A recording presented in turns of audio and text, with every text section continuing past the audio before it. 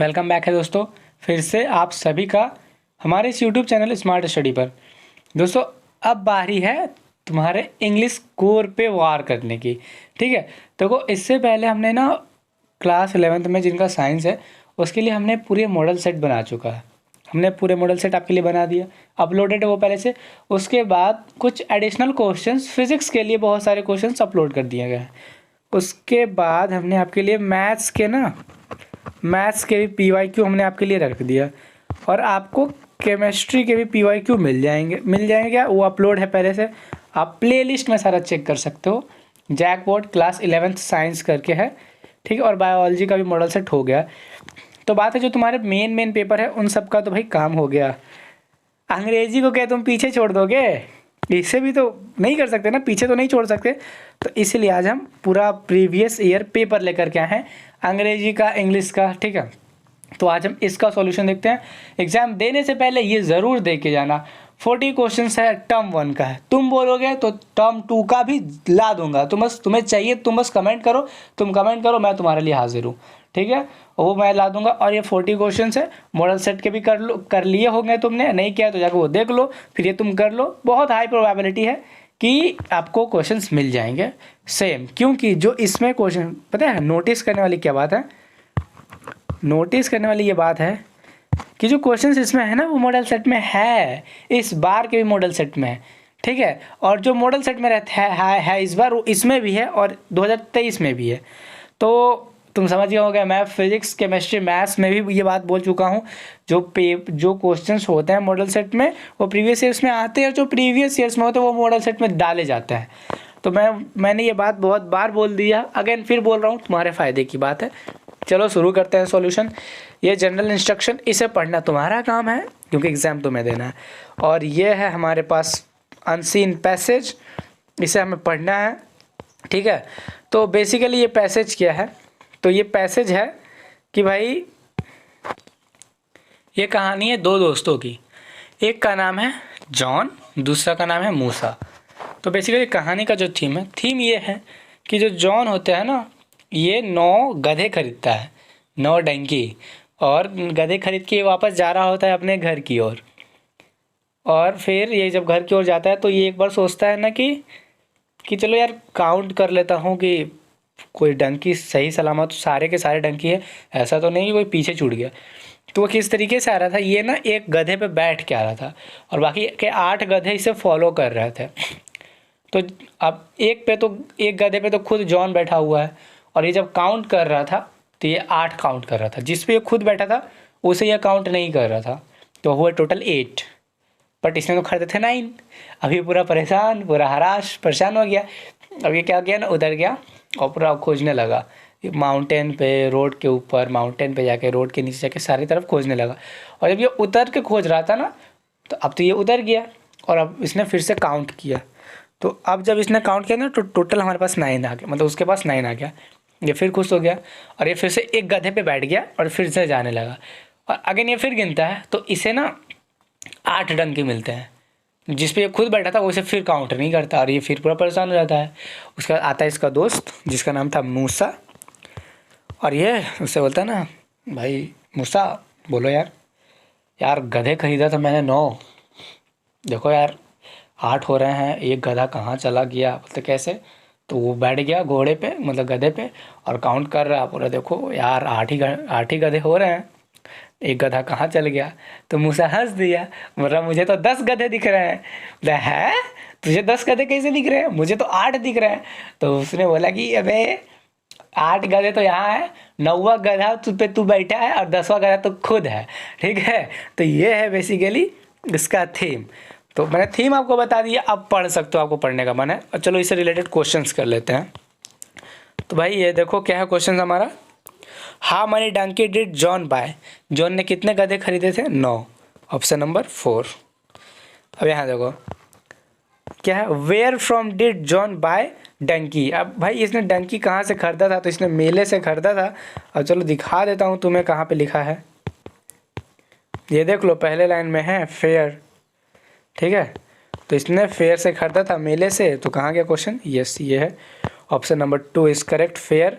ठीक है, चलो how many donkeys did John count when he was sitting on his donkey, मतलब वो कितना गधे गिन रहा था जब वो खुद गधे पे बैठा हुआ था।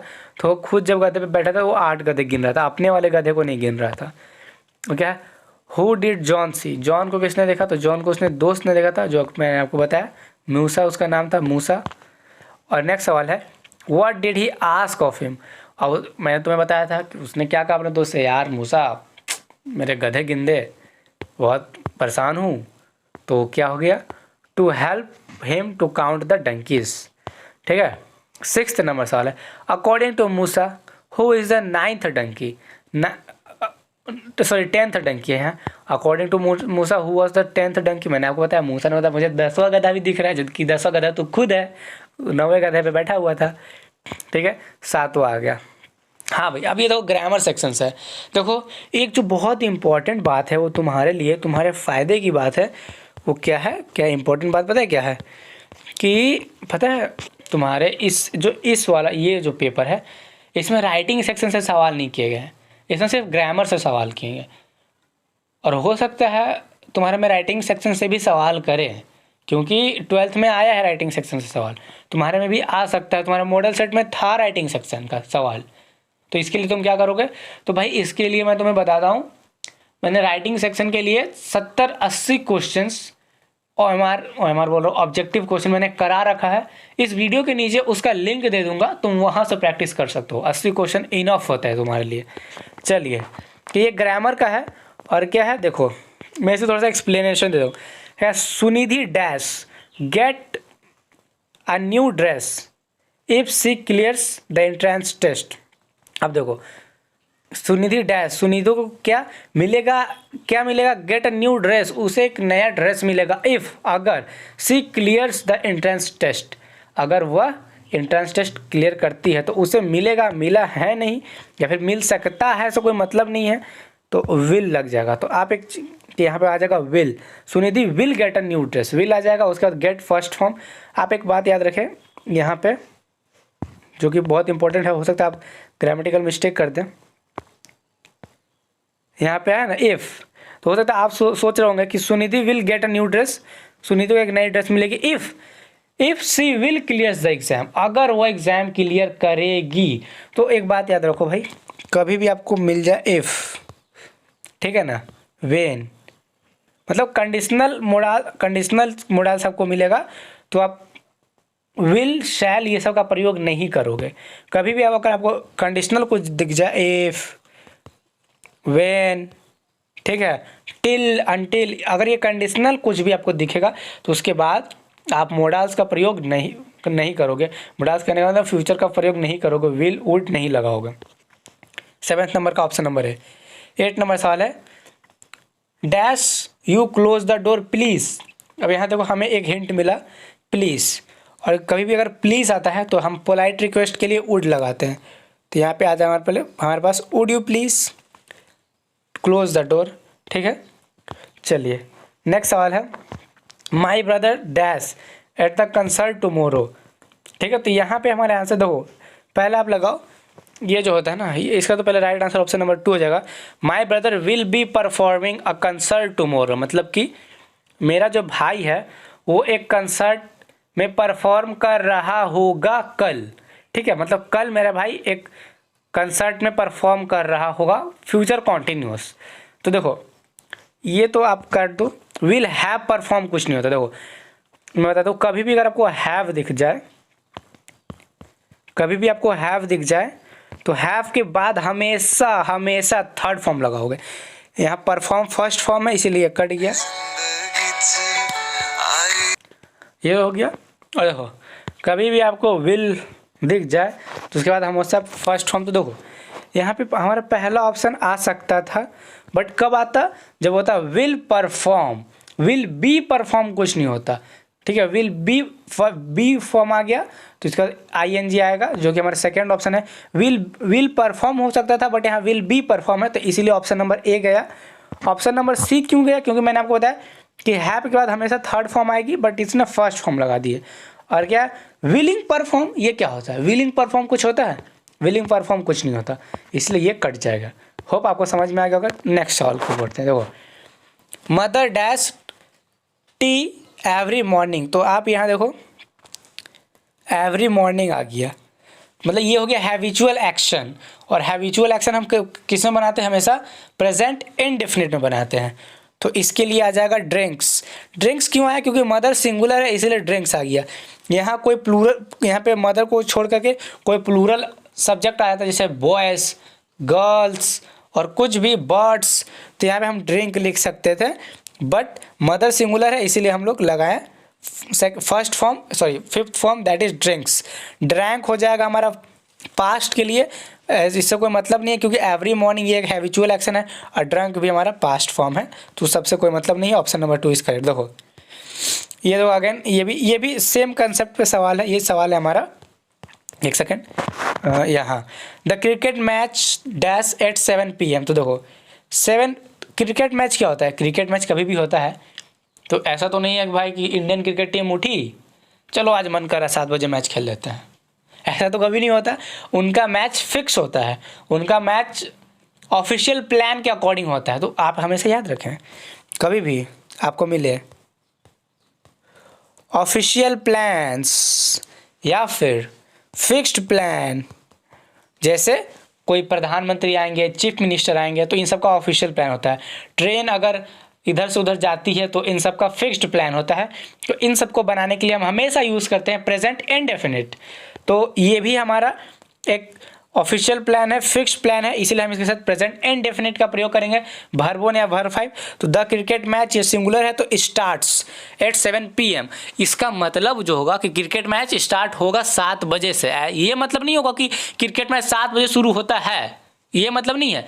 इसका मतलब है कि जो क्रिकेट मैच है 7 बजे शुरू होगा। ये दे रहा है भविष्य का सेंस, बट ये प्रेजेंट इंडेफिनिट से बनेगा, फ्यूचर से नहीं बनेगा। क्यों, मैंने आपको बताया ऑफिशियल प्लान और फिक्स्ड एक्शन, रोटेशनल एक्शन में हमेशा प्रेजेंट इंडेफिनिट का हम लोग यूज़ करते हैं। ठीक है, चलिए नेक्स्ट सवाल की ओर बढ़ते हैं। देखो नेक्स्ट सवाल है, सॉरी सर्दी हो गया है, आई हैव फ्रेंड डैश। तो आप एक बात जानो, ये जो आई हैव फ्रेंड है ये पास्ट बोल रहा हूँ, प्रेजेंट का प्रेजेंट टेंस में है, तो इसके बाद का जो सेंटेंस आएगा वो भी प्रेजेंट से ही रिलेटेड होगा, तो पास्ट वाला काट दो। देखो हु वर आ गया यहाँ, वर तो पास्ट का है, काट दो। अब देखो आई हैव ए फ्रेंड है, सिंगुलर है, तो आर काट दो क्योंकि आर हमारा प्लूरल के लिए आता है। तो 1 गया, 3 गया। अब अगेन मैंने आपको बताया कि ये प्रेजेंट इंडेफिनिट का है, मतलब सॉरी प्रेजेंट परफेक्ट का प्रेजेंट का है, और यहाँ वाज आ गया तो आप इसे काट दो। आपने इसे काट दिया टेंस के अकॉर्डिंग, आपने इसे काट दिया सिंगुलर प्लूरल के अकॉर्डिंग, इसे भी आपने टेंस के अकॉर्डिंग काट दिया। आपका लास्ट बच गया option number B, that is who is a famous gymnast. और इसे आप लगाओगे तो सेंस भी करेक्ट आएगा, that I have a friend, मेरे पास एक दोस्त है, who is a famous gymnast, जो एक मशहूर जिम्नास्ट है। सेंस भी आ गया। अच्छा चलिए बढ़ते हैं आगे। और यहाँ तो आई नीड डैश मिल्क, तो मिल्क होता है हमारे पास नॉन काउंट नाउन, इसीलिए हम यहाँ पे लगाएंगे सम। मैनी, फ्यू और लिटिल से कोई मतलब नहीं है, आपको कंफ्यूज करने के लिए दिए गए हैं। अब यहाँ पे डैश बुक्स आर हेल्पफुल, तो आप यहाँ पे एक चीज़ नोटिस करो। देखो ये मैं इस तरीके से इसलिए भी बता रहा हूँ ना, मैं डायरेक्ट आंसर लेकर जा सकता हूँ, बट मैं इसलिए, पहली बात तो मुझे वैसे अच्छा नहीं लगता, और दूसरी बात कि इस तरीके से मैं आपको बताऊँगा, अगर आपको नहीं भी आता होगा ना तो आपको समझ में आ जाएगा। आपने ग्रामर नहीं पढ़ रखी, थोड़ी बहुत भी अगर आपको ग्रामर की नॉलेज है तो आप इसे ऑप्शन से कर लेके चल जाओ। यहाँ तो बुक्स, एक सेकेंड, यहाँ पे तो बुक्स आ गया, ठीक है, ये प्लूरल आ गया, तो यहाँ पे कोई प्लूरल ही आएगा। दैट सिंगुलर होता है, काट दो। दिस सिंगुलर होता है, काट दो। हमारे पास आ गया दिस, एक सेकेंड, तो यहाँ पे राइट आंसर भी जाएगा दिस। और इसका मतलब क्या हो जाएगा, इसका मतलब आ जाएगा दीज बुक्स आर हेल्पफुल, ये जो बुक्स है हेल्पफुल है। अब आप अगर सोचो कि यहाँ पे विच लगा दूं तो विच भी काम कर सकता है। देखो which books are helpful, but ये सही हो सकता था which books are helpful, but कब होता है जब यहाँ पे क्वेश्चन मार्क लगता है। यहाँ पे क्वेश्चन मार्क नहीं है, यहाँ पे फुल स्टॉप है, इसलिए हम लगाएंगे दीज बुक्स आर हेल्पफुल, ये जो किताबें हैं ये मददगार है। चलिए बढ़ते हैं आगे। यहाँ देखो Rashmi both a book and, और यहाँ देखो इसने बहुत, राशमी ने क्या किया, खरीदा है, क्या किया, ए बुक एक किताब, एंड अब यहाँ देखो एंड, अब यहाँ पे हमें ना वॉवेल्स भरने हैं, द होगा, एन होगा, ए होगा, तो आप इनकपोर्ट को जब आप रीड करोगे तो इनकपोर्ट हम कैसे लिखते हैं ऐसे, हिंदी में अगर आप इसे लिखोगे तो इंकपोर्ट, तो हम ई से शुरू कर रहे हैं और हम जानते हैं कि कभी भी जब अ आ ई उ ए अन अ से कुछ भी शुरू होता है तो हम वहाँ पे एन का प्रयोग करते हैं, जैसे एम ए ले। तो आप सोच रहे होगे एम तो कॉन्सोनेंट है, नहीं, आप एम को कैसे लिखोगे, एम ऐसे, तो ये ए आया ना, इसीलिए हम लोग इसके जो आगे होगा, आगे हम लोग लिखेंगे एन एम एल ए। ठीक है, चलिए आगे बढ़ते हैं। Which of the following sentence is in the passive voice, इस चारों ऑप्शन में कौन सा वो सेंटेंस है जो पैसिव वॉइस में है। तो पैसिव वॉइस को पहचानने का तरीका है कि आपको वहाँ पे बाय दिखेगा, ठीक है, और वहाँ पे आपको वर्ब 3 भी दिखेगा। ठीक है, वर्ब 3 और बाय होना कंपलसरी है, तब वो जाके पैसिव वॉइस में हो जाता है। तुम देख लो बाय कहाँ है, वर्ब 3 कहाँ है, देखो vendors are selling the goods item, इसमें बाय नहीं है, कट गया, एक सेकेंड, हाँ, वेंडर्स आर सेलिंग, इसमें बाय नहीं कर, Nidhi visited the new library, cut गया, पोस्टमैन डिलीवर्स, कट गया। यहाँ देखो ये है, the room was clean by Sudhanshu, मतलब जो रूम है वो सुधांशु के द्वारा साफ किया गया, ये तो सेंस भी दे रहा बिल्कुल पैसिव का। ठीक है, तो option number 4 is correct. Next है choose the correct passive voice of the given active voice, मतलब कि हमें इसका ना पैसिव वॉइस डिटेक्ट करना है और ये हमें दिया गया एक्टिव वॉइस में। इसका मतलब क्या है, the librarian gave me a book, मतलब जो लाइब्रेरियन उसको कहते हैं, जो लाइब्रेरी में जो होता है प्यून टाइप का, जो सबको किताबें देने में हेल्प करता है, उसे कहते हैं हम लोग लाइब्रेरियन। तो the librarian gave me a book मतलब हुआ कि लाइब्रेरियन ने मुझे एक किताब दिया, पास्ट में चला गया। ठीक है, तो सबसे पहले जो प्रेजेंट में हम उसे काट देंगे, a book is given to me, cut गया, I am given a book, cut गया, it is given, I is given a book, ये कट गया, पास्ट वाला जाएगा ऑप्शन। देखो बोला ना मैंने आपको कि अगर आपको बेसिक भी आता होगा ना तो आप इसे ऑप्शन से ही करके लेके चल जाएंगे, तो option number A is correct. The librarian gave me a book, मतलब एक लाइब्रेरियन ने मुझे एक बुक दिया, इसका राइट आंसर हो गया I was given a book by the librarian, मतलब मुझे एक किताब दी गई लाइब्रेरियन के द्वारा। और मैंने आपको बताया भी था इससे जस्ट पहले क्वेश्चन में कि आपको अगर पैसिव को पहचानना है तो बाय मिलेगा आपको और थर्ड फॉर्म मिलेगी। देखो यहाँ पे बाय है और गिवन देखो थर्ड फॉर्म होती है गिव की, मिल गया ना आपको। चलिए आगे बढ़ते हैं 18 नंबर सवाल पे, choose the grammatically correct sentence, इसमें ग्रामेटिकली करेक्ट सेंटेंस कौन सा है। ठीक है, तो देखो Kusum and Rashmi are good friends, यही एक ग्रामेटिकली करेक्ट सेंटेंस है। Good friends Kusum and Rashmi are, ये भाई आर हम कभी लास्ट में देखते हैं, कट गया क्या, गुड कुसुम क्या होता है, and Rashmi are friend, good Kusum क्या होता है, और फ्रेंड्स आर गुड कुसुम। अरे भाई वाह, क्या ऑप्शन इन्होंने बना के दिया है। खैर कोई बात नहीं। 19 नंबर सवाल, choose the grammatically correct sentence, तो ये भाई लोग grammatically correct sentence, the door be shut late, नहीं देखो ये गलत हो गया, हम लेट से सेंटेंस शुरू करते हैं, तो जो लेट से सेंटेंस शुरू है उसे हम करेंगे, ये सेंटेंस गया। तो अब देखो आप हमेशा याद रखें लेट आ जाएगा तो हमेशा उसके साथ फर्स्ट फॉर्म लगता है, बट उसके साथ अगर बी की फॉर्म आ जाएगी पैसिव में तो थर्ड फॉर्म लगेगी। तो लेट द डोर नहीं, late the door be shut, yes ये हमारा पैसिव में वो है, late the door be shut. देखो आप यहाँ ना, हो सकता है आपको ये जो शट है ये थर्ड फॉर्म है, हो सकता है आपको एग्जाम में इसकी थर्ड फॉर्म कंफ्यूज करने के लिए ऐसे दे दे shutted, let the door be shutted, but ये गलत है। शट का first form shut, second form shut, third form shut, जैसे shut shut shut, put put put, cut cut cut, ये सब सेम होते हैं, इनका first form second form third form सारा सेम होता है। क्या क्या, cut cut cut, put put put, shut shut shut, ये सब सेम होते हैं। चलिए नेक्स्ट क्वेश्चन की ओर बढ़ते हैं। Which of choose the grammatically correct sentence for the given jumbled word. देखो ये बेसिकली पारा जम्बल दिया गया हमें, ये ना एनडीए, सीडीएस, एसएससी, रेलवे और बैंकिंग एग्जाम में मोस्ट ऑफ द टाइम पूछा जाता है, और एनडीए में तो इसके 10 सवाल आते हैं 40 नंबर के, और सीडीएस में भी ये 40 नंबर के पूछे जाते हैं।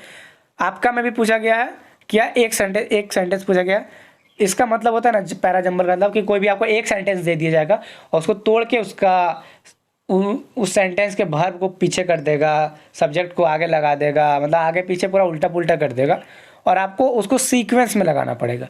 तो देखो physical exercise for essential is the health good, कोई सेंस नहीं बनता है तो हम क्या करेंगे फिजिकल एक्सरसाइज। ये हो गया हमारे पास फिजिकल एक्सरसाइज एक सब्जेक्ट, इसके साथ हम लगाएंगे वर्ब इज, मतलब फिजिकल एक्सरसाइज के साथ जिसमें इज होगा वो राइट आंसर होगा। फिजिकल एक्सरसाइज के साथ इज सिर्फ सेकेंड ऑप्शन में है और कहीं नहीं है, तो ये गया ये गया ये गया। आप इसे पढ़ो, सेंस भी बहुत अच्छा देगा। Physical exercise is essential for good health, मतलब जो फिजिकल एक्सरसाइज है वो बहुत ज़रूरी है एक अच्छे स्वास्थ्य के लिए, अच्छे हेल्थ के लिए। 21 नंबर सवाल की ओर चलते हैं। हाँ भाई, अब ये आपका हो गया ग्रामर का सेक्शन ख़त्म, ठीक है। अच्छे खासे सवाल थे आपके ग्रामर से, इजी सवाल थे। देखा मैंने आपको कोई भारी भरकम कंसेप्ट लगाए बिना ही सॉल्व कर दिया गया।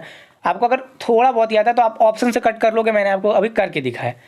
अब ये तो आपका लिटरेचर का है, बिलीव मी बहुत आसान लिटरेचर पूछे गए हैं।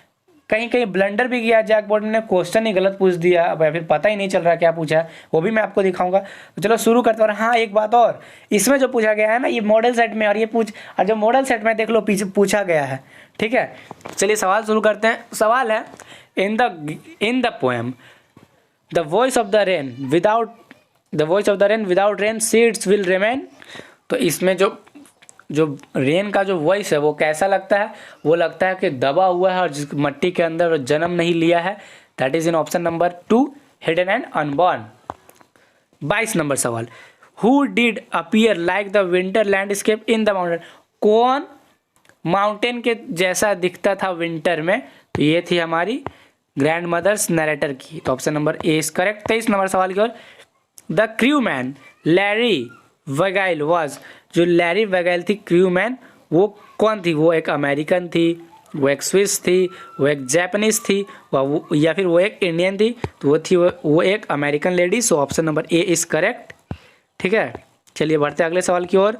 24 नंबर सवाल, who were Bitti and Dolly. Bitti and Dolly कौन थे, तो ये दोनों आपस में इसके मदर के कजन्स ऑफ पोइट्स मदर, ठीक है। चलिए 25 नंबर सवाल, who is the poem of earth. तो पोएम ऑफ अर्थ में ये कौन है, तो ये है हमारा रेन, ठीक है, जिसके लिए इसको पर्सोनिफाई भी किया गया था रेन को। 26 नंबर सवाल है, where was the photograph taken. Photograph कहाँ लिया गया, देखो कितने आसान सवाल है। फोटोग्राफ लिया गया था बीच के बगल से, उसकी माँ और वो थी, तो on the beach, option number 2 is correct. 27 number सवाल, where did the grandmother keep one hand on, why did the grandmother keep one hand on her waist. अब देखो भाई, ग्रैंड मदर होती है बूढ़ी और वो अपने कमर पे हाथ रखती है, क्यों, क्योंकि भाई उन्हें दर्द होता है, उन्हें बैलेंस करना पड़ता है, तो टू बैलेंस हर स्टूप, ठीक है। Option number A is correct. 28 number सवाल, the grandmother accompanied Khushwant Singh to the, जो ग्रैंड मदर थी वो खुशवंत सिंह को कहाँ तक अकम्पनी करती थी, वो तो मंदिर तो जाती ही थी पर वो स्कूल तक ही अकम्पनी उनको करती थी। 29 नंबर सवाल, where did the author spend his childhood. Author ने अपना जन्म कहाँ बिताया था पूरा, तो ये बिताया था इन्होंने अपने गाँव में, किसके साथ, दादी जी के साथ, तो option number 4 is correct. 30 number सवाल, the concept of art brut in 1940s was mounted by, या फिर कॉइंट बाय। जो आर्ट ब्रूट का कंसेप्ट है किसके द्वारा दिया गया था 1940 में, तो ये दिया गया था हमारे जीन डफेट के द्वारा, तो जीन डिवेफेट, ठीक है। 31 नंबर सवाल, where is the rock garden situated. Rock garden कहाँ था भाई, तो ये हमारे चंडीगढ़ में थे, तो option number A is correct. 32 number सवाल, आराम एंड मुराद बिलोंग टू, तो ये कहाँ, देख लो कितना आसान, ये दोनों कहाँ से बिलोंग करते थे, ग्रोगेरियन से बिलोंग करते थे, option number C is correct. Murad was a very fond of horse riding. देखो इसमें से पता है जो आपसे पूछे गए हैं सवाल, इसमें ये मॉडल सेट में आपको 5-6 सवाल तो ऐसे ही मिल जाएंगे, ठीक है। और हु वॉज जॉन बायरो, जैन बायरो क्या था, तो ये था किसान, खेती करता था भाई, तो option number A. 25 number, which country did the narrator belong to. अब भाई ये मतलब क्या ही सवाल, कितना वाहियात सवाल है, कौन से, ये वो स्टोरी है, पोएट है, पोएम है, किसका है, कुछ यहाँ ब्रैकेट में लिखा ही नहीं है, ये तो क्वेश्चन ही इनकम्प्लीट है। ठीक है, बट कोई बात नहीं, हमें यहाँ नीचे हमें स्टोरी दिया है, तो इसके अकॉर्डिंग हम इससे मारेंगे हॉलैंड, राइट आंसर। ठीक है, who wrote the story, the address. The address जो स्टोरी है वो किसने लिखी थी, तो मार्गो मैनिका ने लिखी थी। ये भी आपका मॉडल सेट में पूछा गया सवाल है। ठीक है, 37 नंबर सवाल, what is the name of the village of range. तो ये था। अब भाई यहाँ भी देखो कुछ थोड़ा सा इनकम्प्लीट सेंस है इसका, कोई बात नहीं, तो हौसा हिल इसका चल जाएगा राइट आंसर। 38 नंबर सवाल की ओर बढ़ते हैं। 38 नंबर हमारा सवाल है कि हु वाज श्याम। श्याम कौन था भाई, तो श्याम था हमारा इसका जो हमारा रांगा था ना, जिसकी बहन थी, शी वाज रांगास बहन, बोलो बेटी, डाउटर। 39 नंबर सवाल, the name of the village the doctor in the story, रांगा विलेज। तो बेसिकली गांव का नाम क्या था जो रांगा विलेज में हुआ था, तो इसका जो क्या बोलते हैं गांव का नाम था हमारा Guddu Batta. Option number C is correct. Here we have our last question of the day. Question है, who is the narrator of the story the address. Address का जो स्टोरी है, एड्रेस, इसका नरेटर कौन है, तो डॉटर मिसेस एस। ठीक है, डॉटर ऑफ मिसेस एस, ये हो गया। तो ये थे भाई हमारे 40 क्वेश्चन। समझ सकता हूँ 40 क्वेश्चन को करवाने में समय लग गया, 25 मिनट का समय लग गया लगभग, बट आपको जिसमें कंसेप्ट मिला है ग्रामर का, बड़ा तगड़ा कंसेप्ट मैंने देने का कोशिश की आपको, जिससे कि अगर आपको नहीं भी आता है ग्रामर, फिर भी आप मोस्ट ऑफ क्वेश्चंस करके लेके जाओगे। खैर, वीडियो पूरा देखने के लिए धन्यवाद। हमारे चैनल को सब्सक्राइब करें, और हाँ, आपको पार्ट टू अगर चाहिए तो कमेंट, मुझे बस एक कमेंट कर दो, तुम कमेंट करोगे, पार्ट 2 में लेके हाजिर हो जाऊंगा तुम्हारे लिए। ठीक है, मिलता हूँ आपसे नेक्स्ट वीडियो में, तब तक के लिए लव यू ऑल, जय हिंद।